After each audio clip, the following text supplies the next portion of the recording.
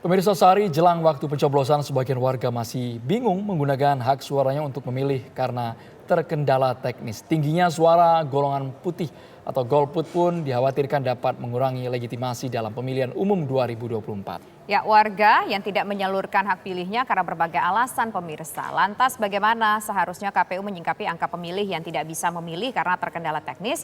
Untuk membahasnya telah bergabung bersama kami ada pakar politik, yaitu ada Mas Hanta Yuda, dan juga kami mengundang saat ini akan bergabung tentunya bersama kita dari Bawaslu, mantan Bawaslu, dan juga mantan Ketua KPU, dan mantan Ketua KPU, tapi kita masih menunggu yang bersangkutan untuk bergabung bersama kami. Tapi setidaknya sekarang kita akan menuju terlebih dahulu ke Mas Hanta Yuda. Selamat sore Mas Hanta. Ya. Selamat sore. Ya, Mas Tisa Hanta. Dan Andrew. Kalau menurut Mas Hanta akan berapa banyak atau cukup signifikankah angkanya masyarakat yang tidak akan datang ke TPS karena terkendala teknis? Tisa, begini dulu, ada potensi golput atau golongan putih yang tidak datang ke TPS itu kita kelompokkan menjadi 4 kelompok dulu kategori. Yang pertama adalah golput ideologis. Mereka ini karena distrust pada sistem demokrasi atau sistem pemilu. Biasanya siapapun calonnya tidak terpengaruh dan mereka cenderung tidak datang ke TPS. Angka ini kalau berdasarkan mendeteksi data survei kami, misalnya Poltering Indonesia, itu selalu undecided-nya di kisaran 4-5. Kalaulah data ini yang kita 4-5% ada potensi golput ideologi, tidak terpengaruh isu apapun. Yang kedua adalah golput psikologis. Psikologis ini apa? Ini lawan dari teori bandwagon effect dan underdog effect, di mana orang cenderung mendukung karena dianggap akan menang, cenderung ikut. Atau underdog itu cenderung kalah, dia kasihan lalu memilih. Nah, ini kebalikannya. Karena menganggap kandidatnya yang dia akan pilih itu dianggap akan menang, dia justru tidak datang ke TPS. Apa artinya saya hanya 1 suara, nanti yang lain juga banyak, toh akan menang. Pun sebaliknya, kayaknya kandidat saya ini bakal kalah, sehingga dia tidak perlu ke TPS. Ini bisa jadi potensi menambah golput juga. Tingkat persuasi menjadi turun, yaitu golput psikologis saya istilahkan. Yang ketiga, golput administratif. Mereka yang tidak terdaftar di dalam DPT. Meskipun dibuka ruang itu kan bagi yang punya tempat tinggal di sana, kemudian di jam terakhir kalau tidak salah 1 jam terakhir. Ini administratif karena KPU tentunya, terkait dengan KPU. Dan yang keempat, nah ini yang kita bahas adalah golput teknis. Ini banyak. Golput teknis ini bisa jadi karena faktor keengganan memang datang, dia punya undangan, punya terdaftar di DPT, punya hak suara dan seterusnya. Tapi bisa jadi karena kondisinya terpaksa tidak bisa. Apakah sengaja misalnya kondisi libur saat ini misalnya dianggap 2 hari ini kejepit, kemarin itu liburnya cukup panjang, ada Isra Mi'raj, Imlek, kemudian disambung lagi, bisa jadi itu. Atau ada tadi yang prolog di TV One, karena kondisi teknis yang saya kira kita harus pahami, saudara-saudara kita, warga negara yang juga karena tidak boleh kehilangan mata pencariannya, karena bekerja dan seterusnya. Ini juga masuk pada potensi ini. Nah, kalau kita akumulasi begini, maka potensinya cukup relatif besar, di mana orang tidak bisa sengaja atau tidak sengaja tidak bisa berpartisipasi dalam pemilu. Nah, persoalannya memang kalau kita bandingkan dengan 5 tahun yang lalu, itu angkanya kan cukup tinggi, Andrew, Tisa. 81%. Faktor itu besar, ada berbagai macam faktor. Nah, saya melihat memang kita punya potensi kedua-duanya untuk bertahan lebih besar, tapi ada potensi turun dibandingkan 5 tahun yang lalu. Kenapa? Seperti yang saya katakan tadi, nanti soal yang terkait dengan teknis kita menunggu solusi dari KPU. Yang saya tahu adalah ada yang terdaftar di DPT ya, beberapa seperti di TPS saya itu jam 7 sampai jam 11 itu yang terdaftar di DPT. Kemudian jam 11 sampai jam 12 itu yang DPTB, terdaftar di DPTB yang pindahan, yang tambahan itu. Tapi dikasih juga jam 12 sampai jam 1 bisa untuk yang tidak terdaftar di keduanya, di DPT maupun DPTB, tapi KTP-nya berdomisili sana. Problemnya yang dibahas oleh TV One adalah mereka tidak terdaftar di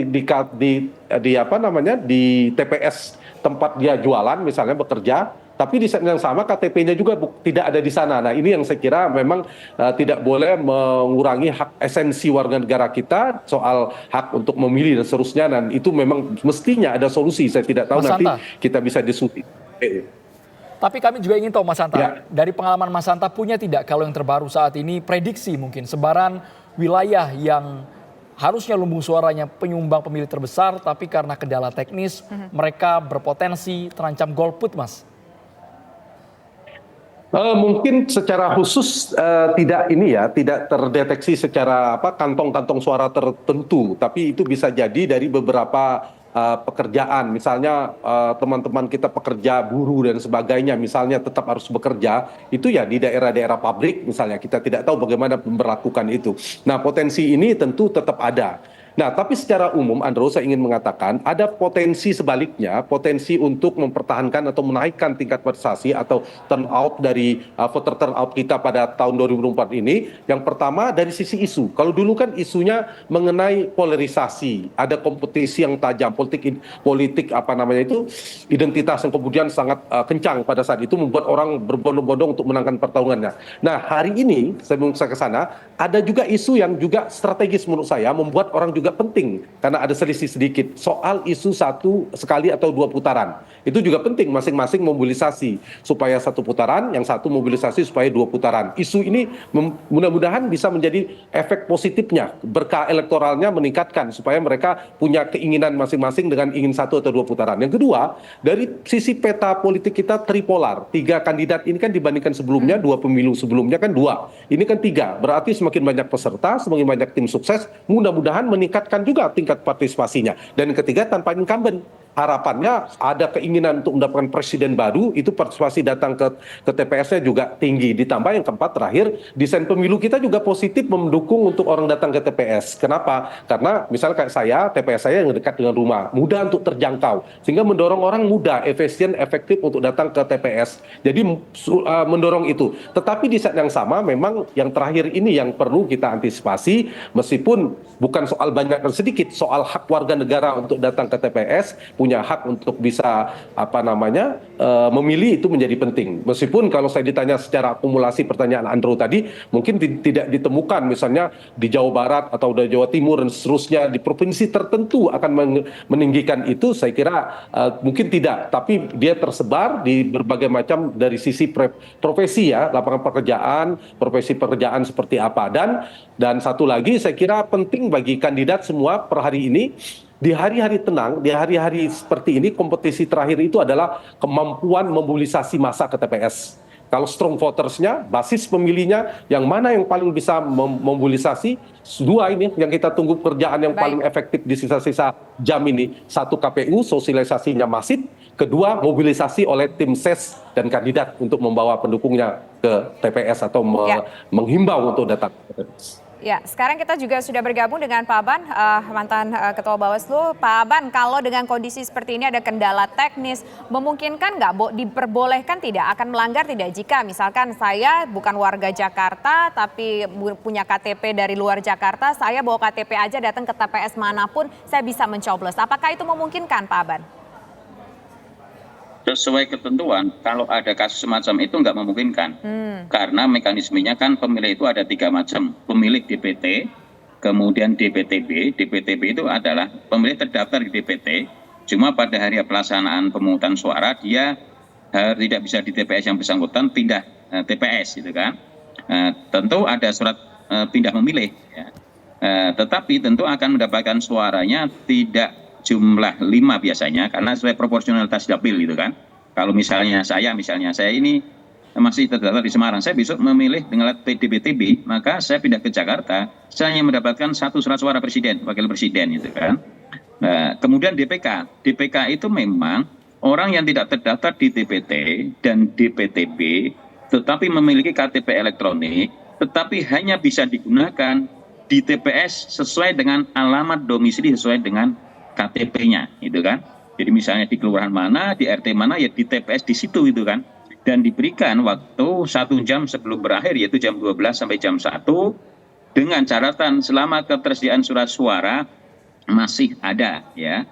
Kemudian kalau tidak ada di TPS itu diarahkan ke TPS terdekat yang masih ada surat suara. Memang saat ini ada ketentuan baru yang DPK ketika sebelum hari pemungutan suara pindah domisili, jadi KTP-nya pindah. Sebetulnya dia sudah terdaftar misalnya di mana lah, di Bogor ya, kemudian pindah ke Jakarta ya, kemudian tidak terdaftar di DPT di TPS Jakarta, dia bisa menggunakan dengan KTP elektronik di alamat KTP yang baru itu boleh gitu kan.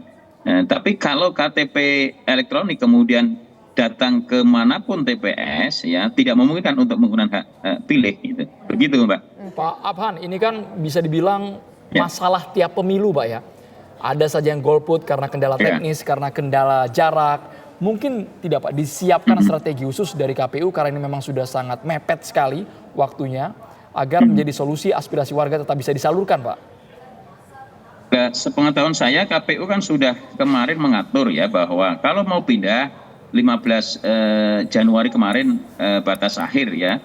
Kemudian juga kemarin diperpanjang sampai 7 hari menjelang hari pemungutan suara ini ya. Itu adalah mekanisme untuk barangkali mewadahi orang-orang yang belum potensi untuk tidak bisa menghak, kemudian bisa menghak pilihnya di situ. Saya kira ini juga harus ada terobosan di regulasi juga, karena regulasi undang-undang itu tidak memungkinkan seperti kasus semacam itu. Potensinya masalah adalah kalau nanti terjadi dikhawatirkan mobilisasi pemilih itu kan. Orang bisa juga misalnya sudah memilih di TPS di kabupaten kota mana, dan kabupaten kota itu saling berdekatan, jaraknya nggak ada 5 jam misalnya, 2 jam bisa nyampe. Nah, itu nanti bisa memilih lebih dari 1 kali, itu kira-kira yang dikhawatirkan. Jadi mekanisme itu sudah diatur sedemikian rupa di undang-undang dan PKPU, memang 3 jenis pemilih itu. Saya kira ya jalan keluarnya mungkin saat ini ya memang hanya memungkinkan untuk kembali ke DPT. Kalau mungkin begini, kalau toh masih ada waktu, mungkin DPTB bisa diperpanjang ya. Misalnya 1 hari ini, kalau menurut saya nggak ada persoalan itu kan. Pindah memilihnya diperpanjang saya mendekati hari H. Satu contoh misalnya orang sakit ya, kemudian orang sakit itu kan ada keluarga yang mendampingi. Nggak akan mungkin dia merencanakan pindah memilih itu jauh hari karena orang sakit mendadak itu kan. Menurut saya kasus yang semacam ini bisa diakomodir DPTB-nya. Nah, tinggal alasannya seperti apa, apakah alasannya rasional atau tidak ketika pemilih memilih itu DPTB itu dengan kondisi yang mendadak itu. Oke. Baik, nanti kita akan lanjutkan kembali diskusi kita pemirsa usai jeda berikut. Kami kembali sesaat lagi.